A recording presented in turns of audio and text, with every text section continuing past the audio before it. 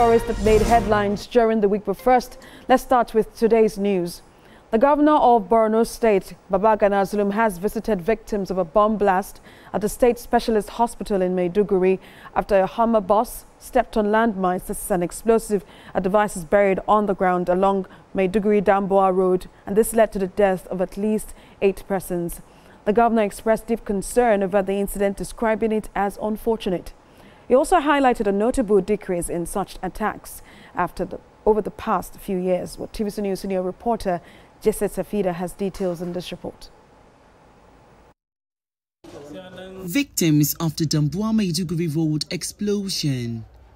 They have been rushed to the state specialist hospital after the incident. Governor Babagana Zulum is here to visit.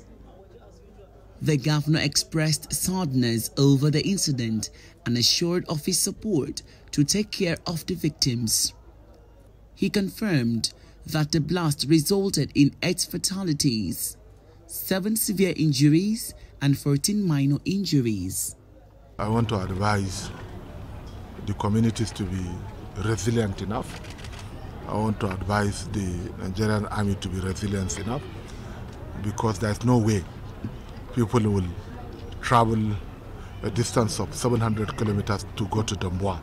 Ordinarily, from here to Damboa is only about 100 kilometers. So I'm aware of what has been happening, but I believe the matters arising shall be dealt with, and then we shall strengthen the resilience of the community, but we shall ensure that movement from Maiduguri to Damboa should continue. This will not deter us from following the road. He expressed worry over the resurgence of attacks by terrorists across the state. We are so happy with the response that we had from the service chiefs, and the government of Borno State will continue to partner with the Nigerian military, will continue to partner with the federal government of Nigeria with a view to reducing the menace of the insurgency.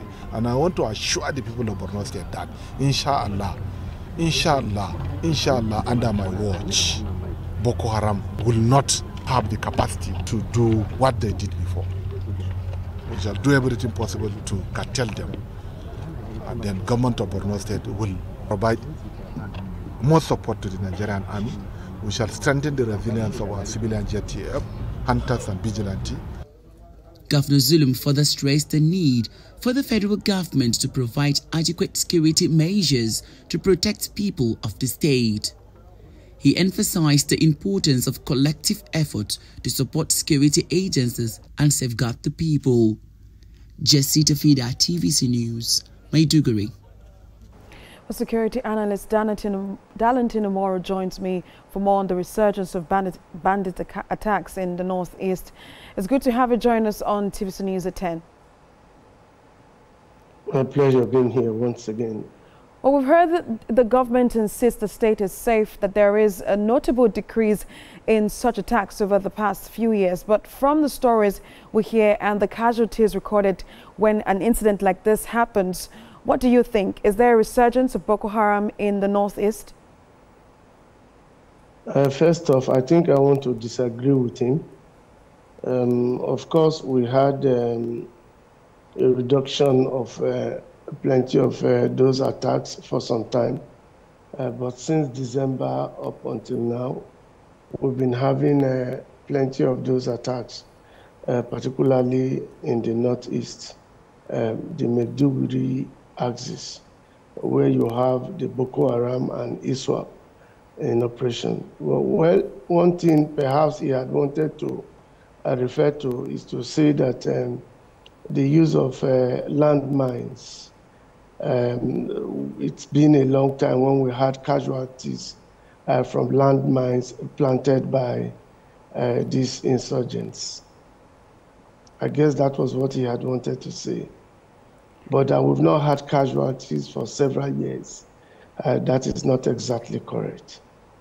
But what factors would you say, is contributing to this recent or resurgence that we've seen of Boko Haram attacks?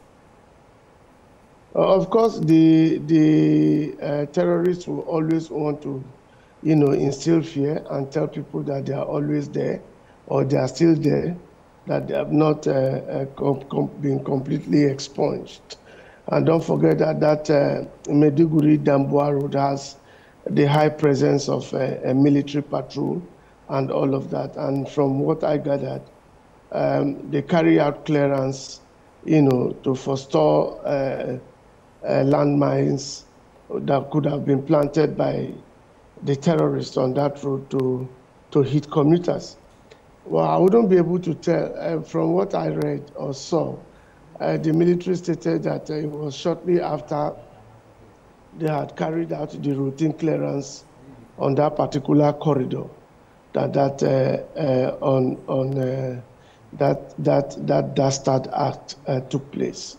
It's a pity, as much as the military has been losing men in the course of clearing that highway for commuters to be able to travel safely, and they've also been losing men in the course of carrying out those clearance, to try to ensure that there are no mines on that road. It has been a routine activity for the Nigerian military, but it's unfortunate, that this still happened after they are humans after all, after they had carried out clearance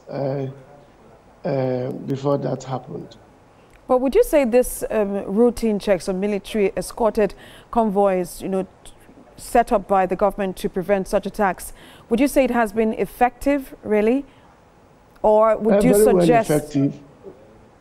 Very well effective. Of course, you know that that Maiduguri-Damboa route corridor is a very delicate one. It's a dangerous one. Apparently, that was why that standing arrangement has been there, and it has worked. It has worked so much so that we've not been recording casualties again on that road as frequently as it used to be. What has happened is just one out of several hundreds, over time. And it's just an unfortunate incident that ISWAP and Boko Haram, that are basically on the northeast, would always want to, instill that fear, tell Nigerians or commuters on that corridor that they are still alive. If they are not hitting, they are coming out to plant mines, so that palpable fear will continue to remain in the hearts of the residents in Borno State. Well, just before I let you go, I want to ask if there are notable changes in Boko Haram tactics or capabilities that security forces should be prepared for in the region. Well, the security agencies are aware about the new developments. Boko Haram has been using. Now we've seen that in some of their latest attacks, they use the vehicle IEDs. They use the IEDs. Of course, we know about the human IEDs and the mines. Mines have been there right from day one. When the Nigerian military didn't actually understand their tactics when they were rushing after them initially, when all of this saga started, they used the mines to kill plenty of our soldiers. But today, they are aware about these tactics and development.